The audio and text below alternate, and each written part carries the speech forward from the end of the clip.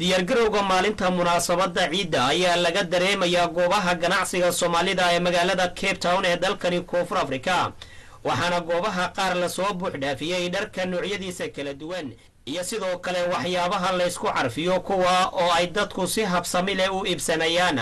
qaar ka mid ah ganacsatada ayaa TV-ga Universal uga warbixiyay diyaargarowga maalinta farxadda leh ee fooda inagu soo haysa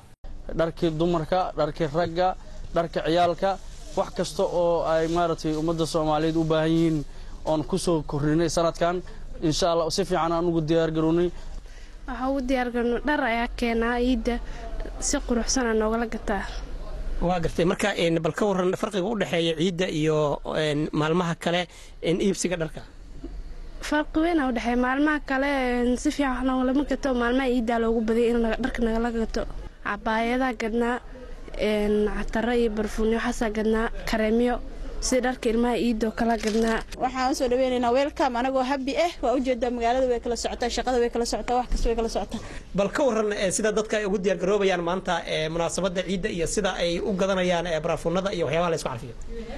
walaal aad bay ugu diyaar garoobayaan Soomaalida ku xubaan yihiin maalinta Soomaali farxadeed dadka markay ciidayaan aad bay isku carfiyaan عرفسكنا دوا واحد مهم dadka aad u xiisayaan marka aad bay u gataan sidoo kale goobaha diyaar garowga laga dareemayo ayaa waxa kamid ah goobaha dharka laga tosho sida xijaabiyada qada antolay oo ah midaas arkaysan waa xijaabiyo inta badan antolay waa xijaabiyaal u badan yihiin maanta caawan maanta waa maalin aad u farxad dadka diyaar u yihiin aad u diyaar garoobayaan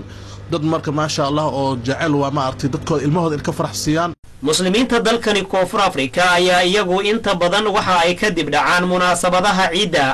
waxaana lagu wadaa in dalkani Koonfur Afrika laga ciido maalinta Arbacada ah ee fooda inagu soo haysa inkastoo ay suuragal tahay in muslimiinta dalkani Koonfur Afrika ay sanadkan la ciidaan muslimiinta caalamka Xasan Kaafi Maxamed Shire telefishinka caalamiga Universal magaalada Cape Town